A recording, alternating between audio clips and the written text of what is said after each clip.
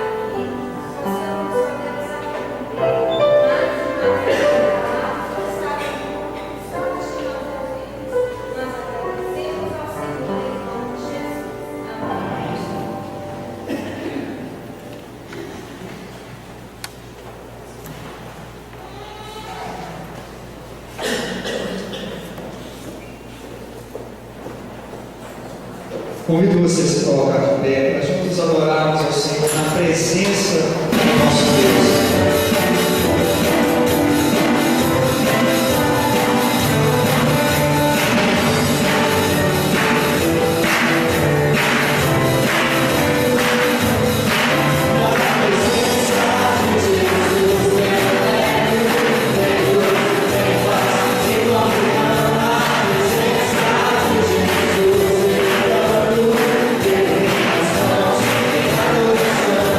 Presença de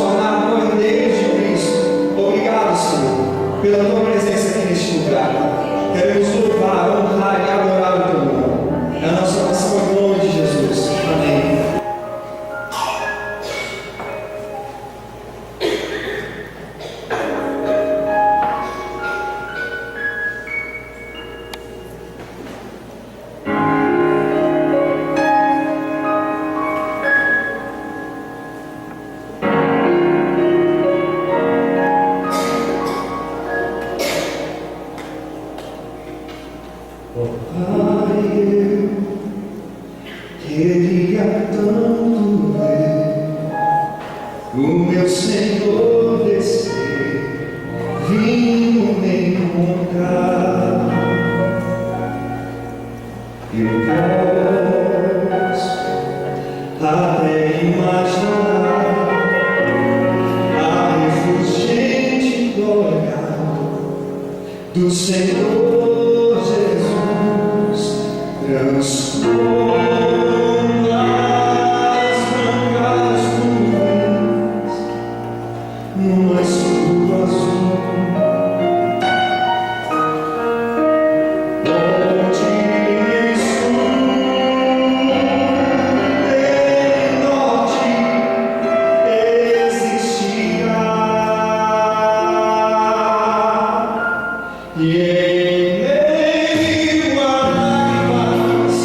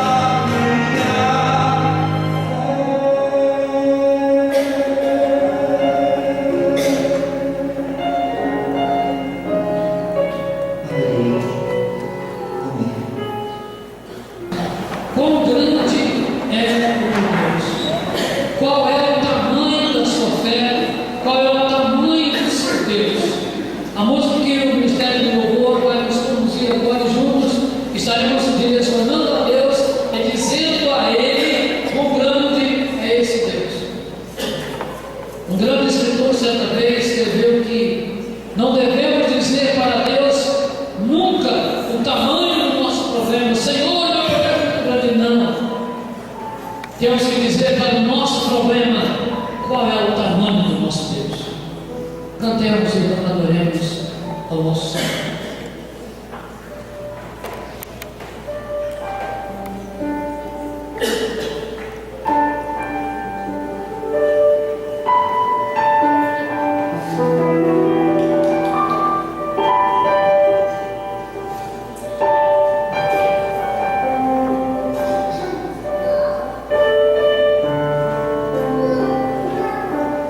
Grande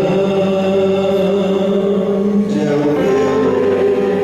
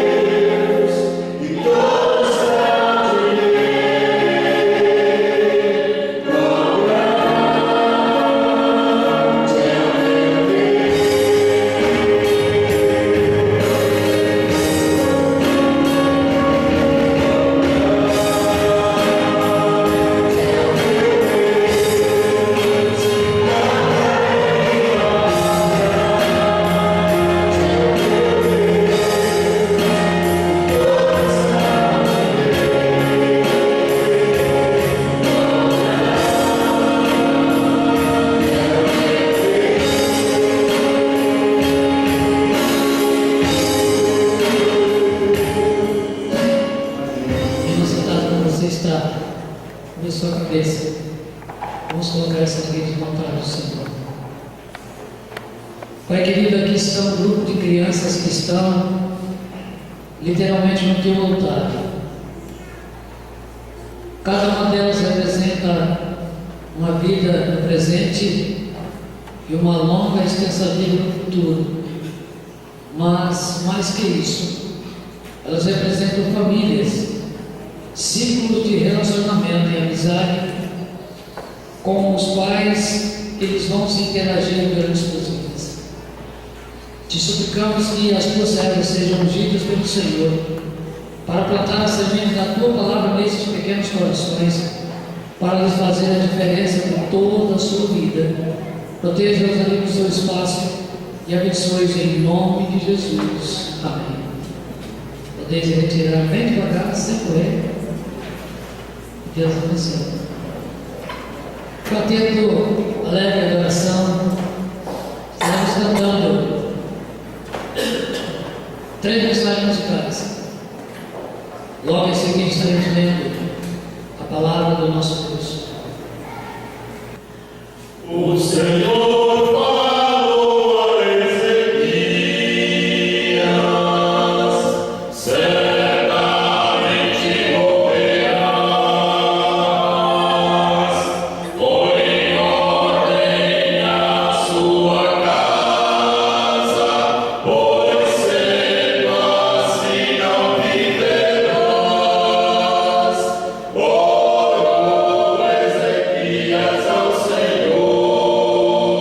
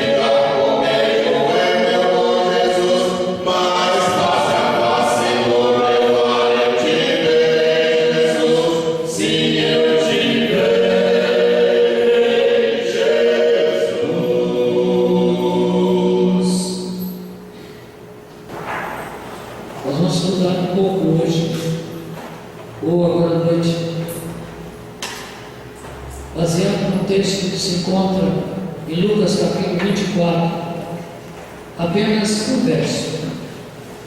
Lucas capítulo 24, verso 17. Se você tem a sua Bíblia, aproxima daquele que não tem, para que todos possam, ou o maior número possível, possam acompanhar a leitura da palavra do nosso Deus. Lucas capítulo 24, verso 17. Um verso apenas, e nos diz assim: Então Jesus perguntou: Que palavras são essas que, caminhando, trocais entre vós? E eles pararam entristecidos. Eu vou ler de novo. Então Jesus perguntou: Que palavras são essas que, caminhando, trocais entre vós? E eles pararam entristecidos. Pai querido, eterno Deus, a tua palavra está diante de nós. Precisamos que o Senhor, através do teu Espírito, fale o nosso coração, para a glória do teu nome, exaltação e soberania do Senhor, e para a bênção e salvação de vidas. Te oramos em nome de Jesus. Amém, Senhor. Poder separarmos. Como se livrar da tristeza?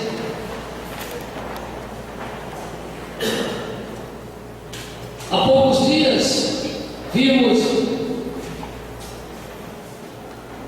acontecer no Brasil uma das maiores festas do mundo em nome da alegria, quando na verdade é uma falsa alegria chamada Carnaval.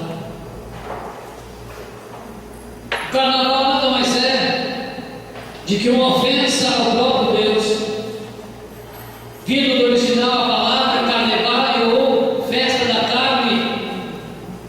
São momentos em que o ser humano sem Deus, e só o ser humano sem Deus, é capaz de abrir mão de princípios, conceitos e valores morais e espirituais, regidos e direcionados por Deus, para manter sustentada e abençoada a vida humana, e se envolver numa festa completamente maligna, em nome de uma pseudo e falsa alegria. Quando criança, cantávamos uma música, um hino, muito bonito e abençoador. Hoje o tempo passou e eu confesso que ficaria difícil cantá-lo hoje, no todo, todas as estrofes, porque certamente ofenderia muita gente, machucaria e provocaria até a ira de alguns com as suas verdades. Mas uma das estrofes desse hino diz: Quando Cristo chegar, Ele vai encontrar em um carnaval homens de saia e calção. Oh, que decepção para quem tem moral!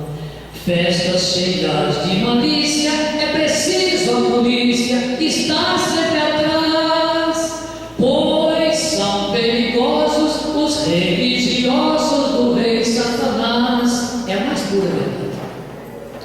Pessoas que têm religião, só não têm Deus. Pessoas que estão com o nome inscrito lá, listado no rol de membro de uma determinada igreja, mas só não querem ter compromisso com Deus, por isso fazem tal coisa.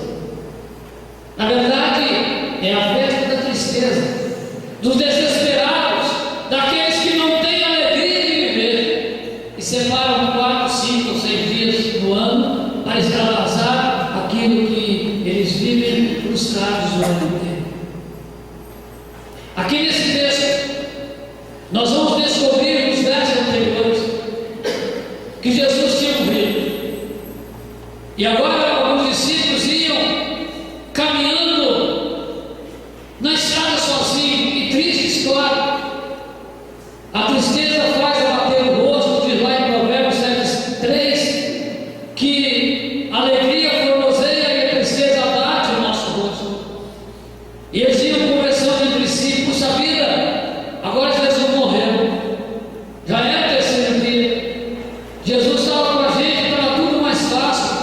Quando tinha uma situação, Ele resolvia, Ele nos dava suporte, nos dava poder, nos encorajava. Mas e agora? Amados, a tristeza da morte de Jesus foi grande, porque com Cristo morto só há tristeza. Com a morte de Jesus, a terra entristeceu tanto, o mundo entristeceu tanto, que a Bíblia diz que na hora que Jesus morreu, Ele inclinou a cabeça e expirou, morreu. Houve trevas, a terra tremeu, o sol parou de iluminar a terra por um momento, o véu do templo cercava o santo do santo, onde só o sacerdote entrava, rasgou-se de alto a baixo. O reboliço na natureza de tão grande tristeza, até a natureza entristeceu. A tristeza da morte de Jesus, naquele momento, é porque eles tinham esquecido que Ele tinha dito que ressuscitaria no terceiro dia. Quantas vezes você tem passado por momentos tristes na sua vida, esquecendo-se, por exemplo, que acabamos de cantar: grande é o nosso Deus, grande é o meu Deus, muito maior que meu problema. E ao invés de abater, vamos encorajar. Mas quando esquecemos das verdades de Deus, entristecemos. Os discípulos estavam tristes, o povo do mundo inteiro está cansado e triste. Me lembro que, morando na capital mineira, Belo Horizonte, por muitos anos, tomando lotação, ônibus de madrugada, 3h30, 4, 5 horas da manhã, pegando 2, 3 ônibus para chegar no trabalho às 7, aquela correria louca, que hoje, quando vou a Belo Horizonte, só de olhar 50, 70, 80, 100 pessoas no ponto de ônibus, já me dá o que já fico nervoso, já estou doido para sair dali. Mas vendo aquilo, eu lembro que quantas e quantas vezes entrávamos no ônibus, não tinha mais lugar, e colegas nossos que entraram na frente e conseguiram lugar, um quarteirão na frente já estava encostado na janela, com o carro dando arranco, passando em buraco, quebra-mola, e eles dormindo, que estavam cansados. Quando alguém pega uma fila, mais de 10, 15 minutos, reclama-se de dor na coluna, dor nas costas, dor não sei aonde, estamos cansados. O mundo está repleto de uma população cansada, mas não estamos só cansados fisicamente, estamos cansados com situações que nos machucam, que nos entristecem. Estamos cansados de ser enganados. Quando nesse debate político do ano passado alimentou-se a esperança de novos dias, e nós estamos vendo o resultado das urnas de outubro. Não adianta protestar, não adianta sair fazendo quebradeira, não adianta fechar a rua, botar fogo, não adianta. É assim que as coisas funcionam, e a população está cansada. Estamos cansados de promessas falsas. Quantas vezes acreditamos em promessas que, por mesmo por termos sido já enganados outras vezes, dessa vez agora vai dar, e ela não funciona, ela não acontece. Esquecemos que só há uma pessoa que promete e nunca falha: o nosso Deus. Na Bíblia não tem uma promessa, uma só, umazinha só, em meio a milhares, que Ele prometeu e não cumpriu. Todas Ele cumpriu no seu tempo. Abraão certa vez achou que Ele não ia cumprir quando Ele avisou que seria abençoado todas as famílias da terra ao sair da sua cidade, da sua parentela, e os anos passaram e filho não vinha, e os anos passaram e filho não vinha, até que Sara e Abraão já velho passou da idade de ter filhos. Eles chegaram a pensar: Deus esqueceu da minha promessa. Mas Deus mostrou que aproximadamente aos 90 anos Deus fez com que Sara engravidasse. Cientificamente não tem explicação. Esse é o nosso Deus. Ele não esquece das promessas feitas, ainda que elas não sejam no meu tempo ou no seu tempo. Então plante isso no seu coração. Se você tem um pedido, se você tem uma súplica,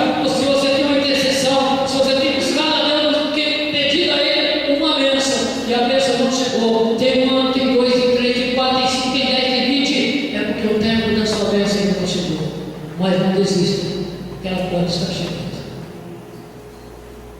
Talvez você vai andar 10 anos clamando por essa bênção. 20 anos, não importa quanto. Enquanto está faltando um dia ou algumas horas para chegar, se você desistir, você pode perder. A população, o ser humano realmente está triste. Está triste porque estamos cansados, sim, de esperar o que nunca vem. Moisés anunciava isso. Os discípulos de Jesus, logo após a morte, começaram a anunciar: Cristo vai voltar. 2000 e tantos anos se passaram e as igrejas do cristianismo têm anunciado: Cristo vai voltar. E você pode estar dizendo: pastor, eu não vou mudar a minha vida agora, eu não vou trocar a minha atitude agora, eu não vou mudar de opinião agora, porque quanto tempo estão se falando que ele vem agora? Eu já mostrei algumas vezes isso, vou mostrar para você de novo. Olha para mim e preste atenção. Existe um texto da Bíblia que diz: assim como o relâmpago que se mostra, que se aparece no Oriente, se mostra no Ocidente, ou com essa rapidez do relâmpago, tão rápida assim será a vinda do Filho do Homem. Quando você menos esperava acontecer. Existe um vídeo, já passamos uma vez aqui, de um pastor que ficava no culto, presta atenção, como eu estou aqui, Bíblia na mão esquerda, microfone na mão direita. E ele estava pregando sobre este texto. E olha o que aconteceu. Aquele pastor leu o texto: assim como o relâmpago que aparece no Oriente e se mostra no Ocidente, assim também será a vinda do Filho do Homem. E olhou para o auditório, como estou fazendo agora, e começou o sermão. E ele começou dizendo: amados, querida igreja, o Senhor Jesus poderá vir a qualquer momento. Precisamos estar preparados. O Senhor Jesus pode vir daqui a um ano, Ele pode vir daqui a alguns meses, Ele pode virar. A Bíblia do pastor caiu. Quando ele ia falar que ele pode vir agora, Jesus veio. E então, a próxima cena é olharmos para o auditório e vermos apenas alguns que ficaram para trás. O arrebatamento aconteceu. Jesus veio, buscou sua igreja, mas aqueles que não estavam preparados, com certeza ficaram para trás. Começaram a olhar para o lado um do outro. Assim será a vinda do Filho do Homem. Jesus Cristo vai voltar exatamente dessa maneira. Amados, como se preparar para esse dia? Você pode estar cansado de ouvir, está cansado de ouvir mensagens, cansado de ouvir pregadores e mais pregadores pregando as mais diversas formas de mensagem. Eu tenho dito que a população do Brasil hoje, principalmente a de Mantena, está cansada de ouvir mensagem do Evangelho. E agora essa população, eu vejo, elas não querem mais ouvir, estão cansadas de ouvir, elas querem ver. Sabe o que é a diferença? Não é ouvir que Deus transforma. Elas querem ver, a população, a humanidade hoje quer ver se você é transformado. Chegar para alguém e dizer: Cristo quer mudar a sua vida, se a de quem está falando não foi mudada, não vai mais alterar muita coisa, porque muitos têm feito isso.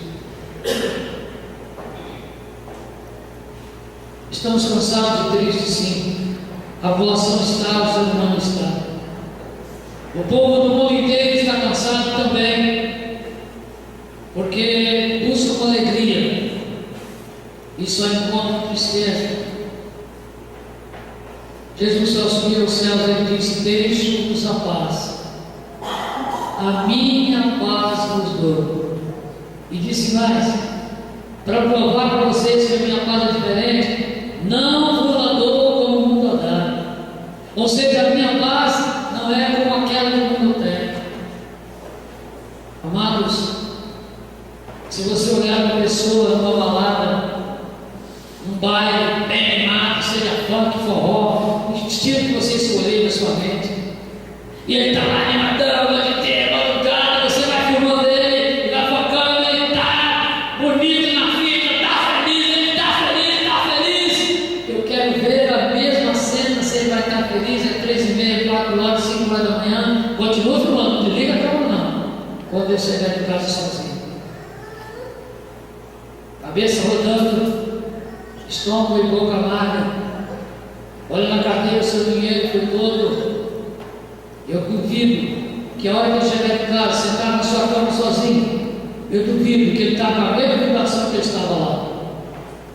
Porque a paz que o diabo oferece, a paz que o mundo dá, ela é falsa, ela é passageira, ela é rápida. No primeiro momento você acha até que a pessoa está feliz, mas não está. É a culpa e a tristeza. Se você tem Jesus, meu amado, você é feliz o tempo todo. Eu costumo dizer que para quem tem Jesus, não sei se você vai entender isso, até a tristeza é alegre. Sabe o que é isso? Eu já vi dezenas ao longo dos quase 36 anos de ministério pastoral, eu já vi dezenas de mães chorando no coração dos seus filhos, com lágrimas contidas e glorificando a Deus, sem ferir o coração de Deus, mesmo com o coração sangrando, porque elas tinham ali a alegria, o consolo, a presença do Espírito Santo em suas vidas. Quem não tem Jesus, desespera por qualquer coisa. Quem não tem essa alegria de ter Jesus, a paz de Cristo, é triste por si só. É claro que com Cristo morto não tem como alegria, e para muitas pessoas Cristo ainda continua morto. Para aqueles discípulos que estavam caminhando ali, para aqueles discípulos que estavam agora sentindo a falta de Jesus, para aqueles discípulos que estavam lamentando agora estarem sozinhos, Jesus parecia estar morto. E esses séculos todos passaram, e para muitos ele ainda não ressuscitou. Um dos pontos que nós evangélicos, principalmente nós batistas, damos importância sim à sexta-feira chamada da Paixão, mas para nós ressaltamos mais na chamada Semana Santa. Mais importante para nós é o domingo, porque foi no domingo que Jesus saiu da sepultura, foi no domingo que ele disse que tem mais poder do que a própria morte. Se ele tivesse morrido na sexta, mas não tivesse ressuscitado, a vitória não tinha vindo, nós não teríamos a salvação em Cristo. Ele não poderíamos dizer quão grande é o meu Deus, porque ele teria sido um grande, um pequeno Deus, como Maomé, Allan Kardec, Buda e tantos outros que se apresentaram como Deus. Mas não. Para muitos ele continua sepultado, portanto, continuam tristes. Mas para aqueles que realmente entenderam ou entendem a palavra de Deus, querem entender o relacionamento de Deus com o homem, ele ressuscitou ao terceiro dia. E diz a Bíblia que ele subiu ao céu, que está à direita do Pai, como advogado de defesa, pedindo ao Pai perdão pelo meu e pelo seu pecado. Não é Maria, não é Pedro, não é Paulo, não é os discípulos, não é ninguém mais, não sou eu, não é ninguém mais a interceder. A Bíblia diz que debaixo do céu e acima da terra não há outro nome dado entre os homens. Não tem mais ninguém, outro nome dado entre os homens pelo qual devais ser salvo, só Jesus. Ele é o mediador. Ninguém mais pode interceder. Com Cristo morto numa alegria, e viver com Ele e para Ele é a chave da alegria. Hoje ouvimos um sermão lá na congregação do assentamento sobre a tsunami. Uma mulher que estava com seu filho morto, e quando chegaram para ela, vai tudo bem com você? Vai tudo muito bem, mas o seu filho estava morto, e ela continuava dizendo, vai tudo muito bem, assim é que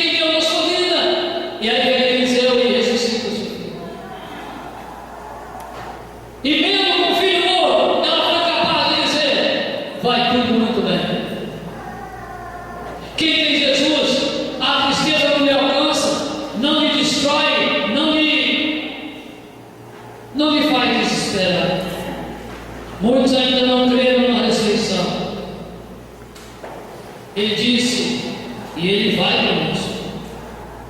O seu Espírito nos fortalece e os seus anjos nos protegem. Você quer paz melhor que essa? Você quer um motivo maior que esse? Enquanto para sair de madrugada, para sair à noite em determinadas casas, tem-se medo de qualquer barulho lá fora. Enquanto muitos que ganham um pouquinho mais de dinheiro e fama, tem que contratar 2, 3, 4, 5 mais guarda-costas, fortão armado até os dentes, andando com carro blindados e protegidos. Aí vem a Bíblia e nos diz, Deus dizendo: o anjo do Senhor acampa em redor daquele que o teme e o livra. Ou seja, precisa mais que isso, irmão. Só de saber que nós vamos passar por esta terra, mas estamos aqui, mas somos cidadãos dos céus. E não é porque merecemos, somos bonzinhos, não. É porque Deus, pela sua graça e misericórdia, nos alcançou. Como encarar as tristezas desta vida? Se quando você vence o obstáculo, agora em paz, aparece um outro problema. Não foi por acaso que o próprio Jesus avisou os seus discípulos lá atrás: no mundo tereis aflições. Mas ele também não ficou só na recomendação desanimadora. Ele disse: no mundo tereis aflições, mas ser fiel, porque eu venci o mundo. Sabe o que faz você vencer o mundo? A fidelidade a esse Deus que pode todas as coisas. Se você quiser ser feliz, você não precisa de muito dinheiro. Eu conheço pessoas que ganharam um salário mínimo, tinham um estilo de vida, que ganham 15, 20, 30 mil reais hoje, estão mais infelizes do que antes. Deixa eu terminar contando a nossa história. Um velho pastor meu, morando em Itapira, me contou a seguinte experiência. Um dia foi para Belo Horizonte passear e ele encontrou na Praça 7, no meio daquele mundão de gente, uma ex-ovelha dele. E ela disse: ô pastor, que alegria, pastor! Quantos anos que eu não te vejo, pastor? Pastor, hoje só vai almoçar na minha casa. Ó, já saí do aluguel, pastor. Sou um homem feliz e realizado. Já tenho meu pedacinho de chão. Tá bom, então vou almoçar com você. Saiu acompanhando aquele irmão. Quem conhece Belo Horizonte, subiu a rua da Bahia, foi lá e pega a muita carne em cima, pegou um ônibus para o bairro da Serra, que é uma favela chamada Favela do Querosene, atrás do Estado Evangélico de Belo Horizonte. O pastor saltou na porta do quintal, subiu o beco acima, e foi subindo o quilômetro, foi subindo, e para reto foi estreitando, e para reto só barrando, e tem um lugar que quase que o irmãozinho tem que dar mão para o pastor subir, e quando chegou lá no último pico do morro, um barraquinho de madeira,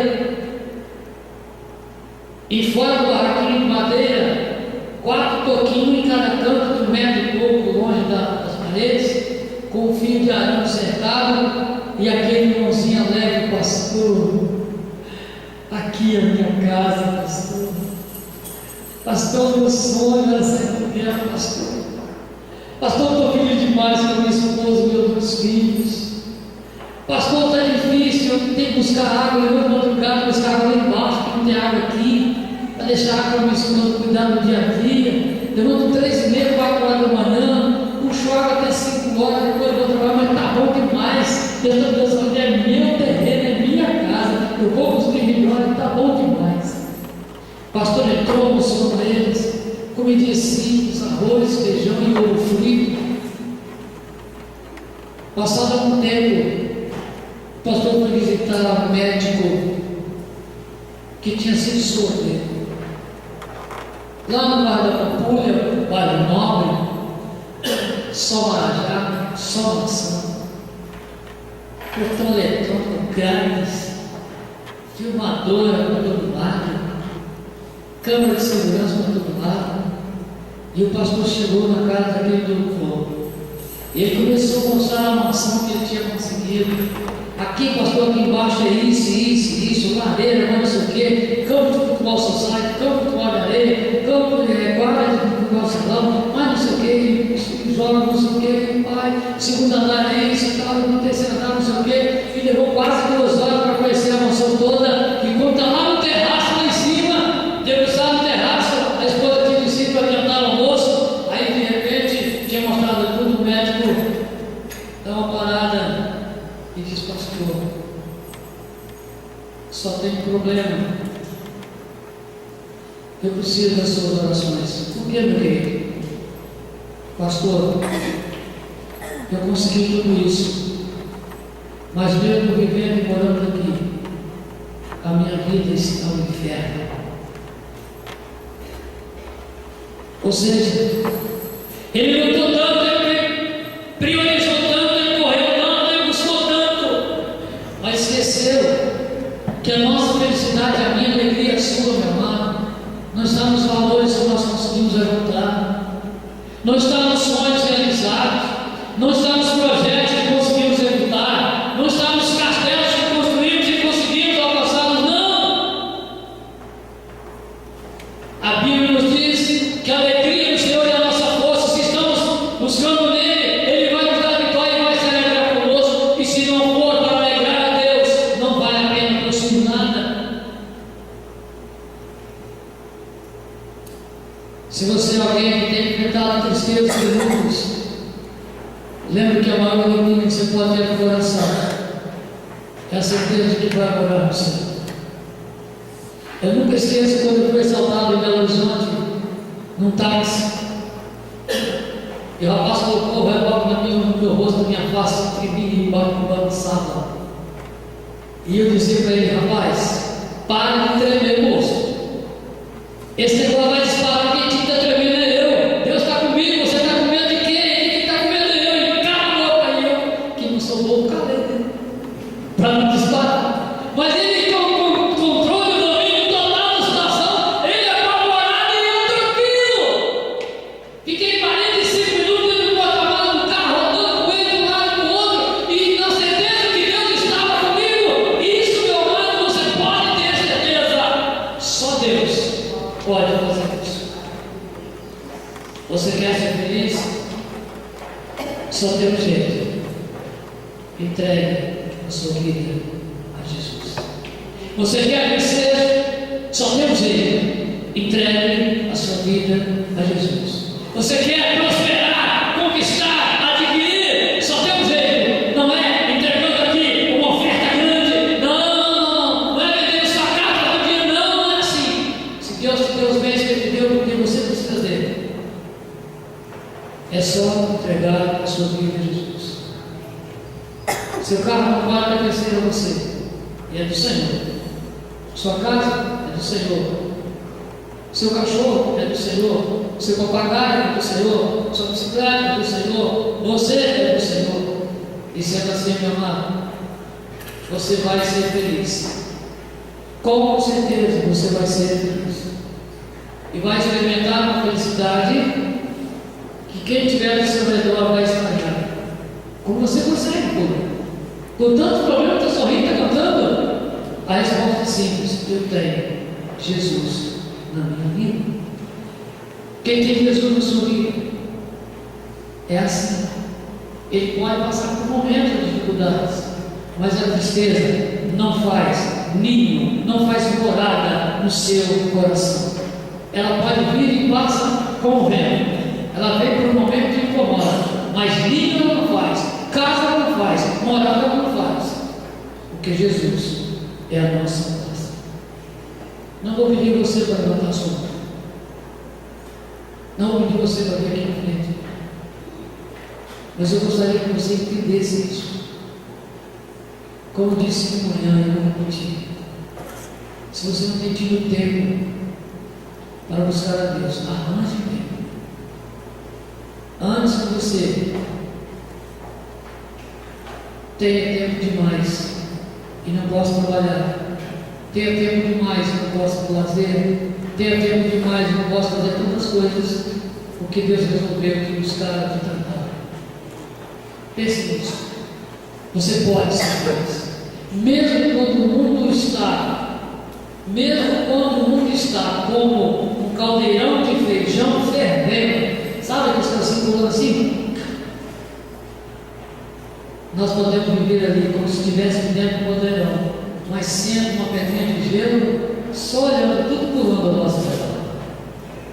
Todo mundo se batendo, céu destruindo, nós estamos ali, ó, na paz, vivendo um pedacinho do céu aqui, porque somos cidadãos que vamos morar no céu e temos o Deus dentro da nossa vida, do nosso coração. Se você entender isso, acabou a sua consciência. Eu não posso admitir que o servo de Deus seja carro resmungando, reclamando, chorando, choramingando, blasfemando.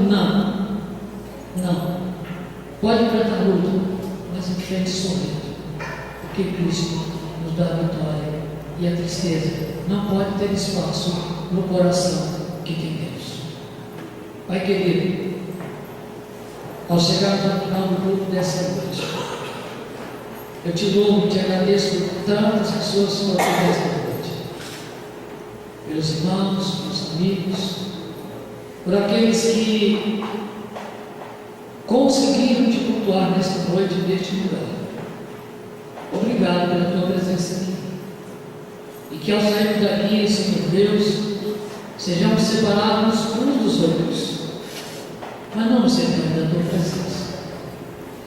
Ó Deus, que tudo que foi feito aqui possa germinar, brotar, nascer e crescer, fruto de salvação e de bênção. E que o amor do Pai, a graça salvadora do nosso Senhor Jesus Cristo e a eterna consolação do Santo Espírito de Deus possa estar com todos nós e com todo o Israel de Deus que está espalhado pela face da terra, desde agora e por toda a eternidade. Amém e amém. Amados, ao som do piano, nós estaremos encerrando logo em seguida. Eu estarei agora para comentar você. Se você não pegou o pé do coletivo, ali tem nosso horário de culto. Que Deus em Cristo te abençoe.